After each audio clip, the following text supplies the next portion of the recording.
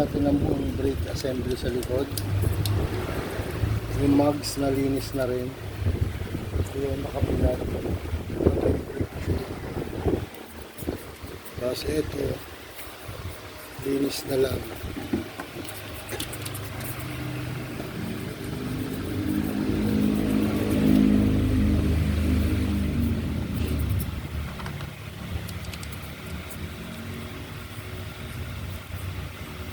Yan, sobrang dumi. Tapos pupunasan na lang natin na basahan lang. Tapos muna.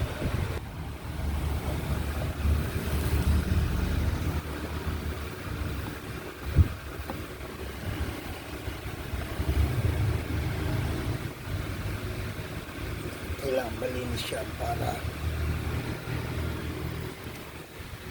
mukhang bago.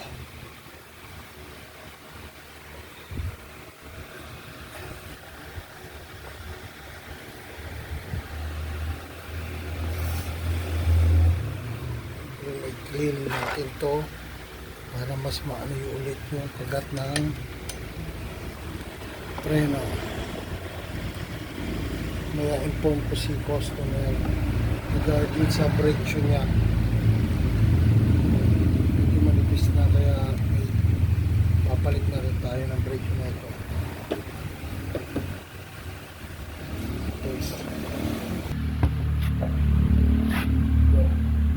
Ito naman yung brake shoe na nalinis na natin.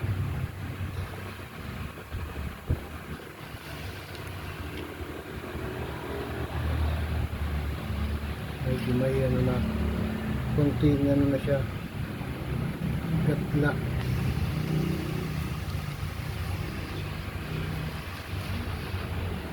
Kakabit na natin ito maya maya. Ngayon lang natin yung customer. Inform natin maya maya. Ngayon, dito na naman tayo sa panggilid. Nilinis na natin to. Kakabit na natin yung bagong slide piece tsaka bagong belt dala ni customer. Ito na yung nalinis natin na panggilid niya. Ito yung pulley.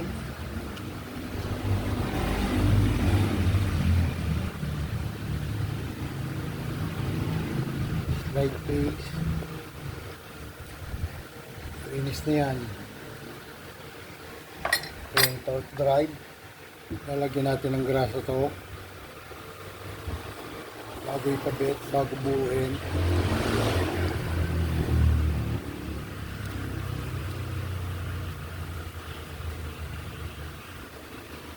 Kanina sobrang dumi yan.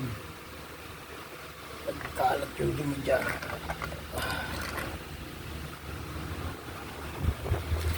Ito binuo ko na para iba na pinakita kung paano pagbuuin. Dali lang naman. Tanggal spring, flash spring. Tapos ngayon makapal pa ang ano niya,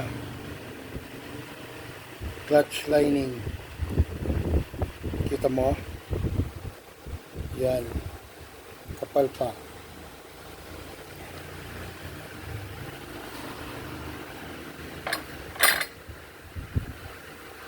Ito yung polar. Yung clutch spring niya malinis na rin, pero next papapalitan ko na ito sa customer. Medyo ano na rin yung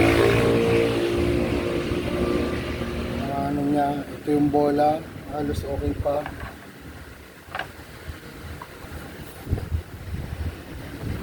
Wala pang mga tama ang bola. Yan, standard to ng air blade.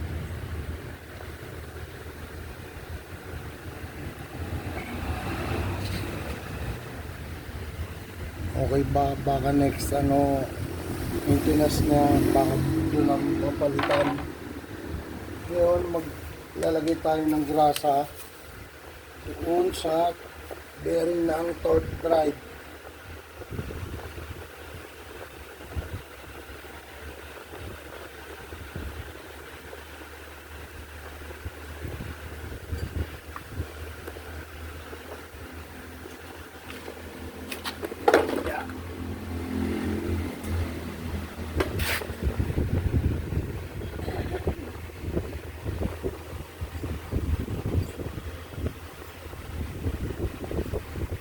Pinalas ko na ito kanina para na malinis. Yung grasa na lang. Pinuha ko na rin.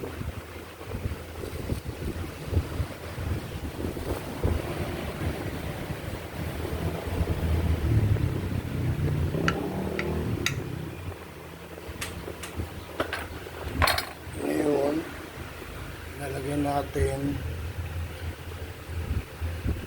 bubuin muna natin yung torque drive. Ngayon, bubuin natin tong torque drive. Kapit na yung clutch. Medyo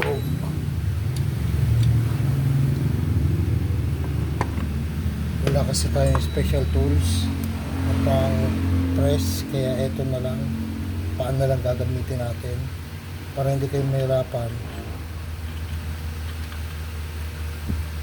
Yan. Tapos ito, ipita na.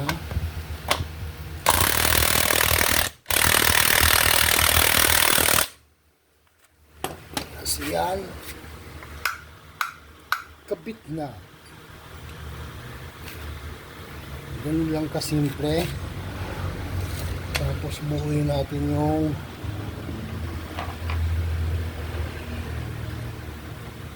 ayan lang, anim ito, standard 14 ang timbang, 14, 15, basta mga ganun.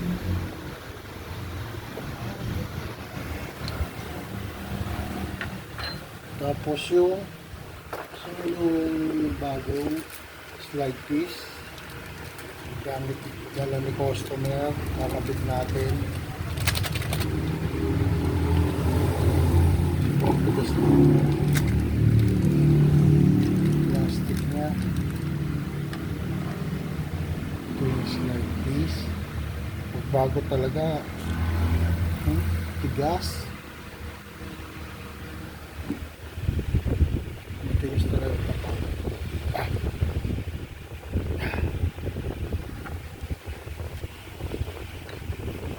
Ayun. Natin ang konting pampa.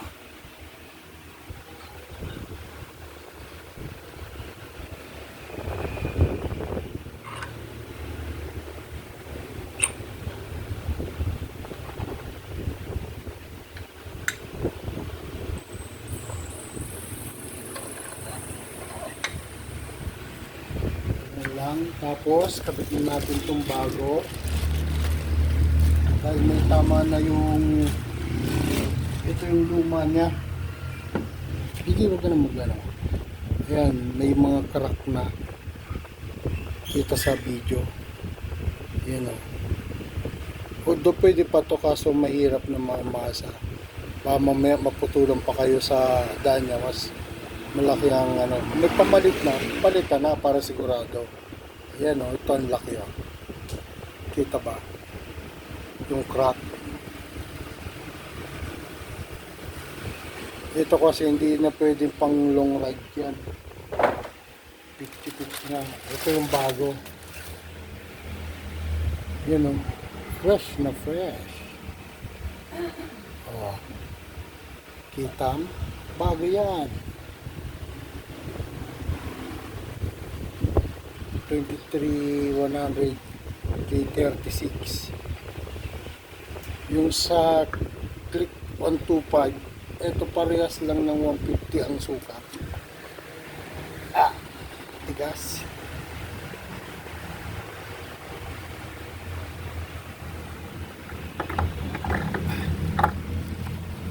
Yun.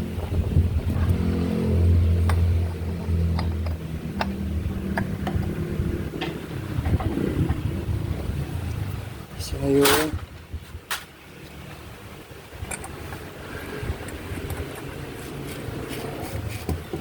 tapos yung clutch bell, ito okay pa naman, nalinis na rin kanina, napakarumi din ito. Yan ang ating clutch bell. Babalik na natin yung nut nya. Wash muna bago natin.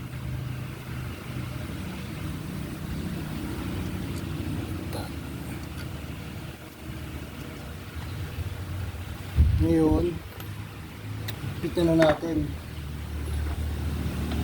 Kasi wala tayong torque wrench.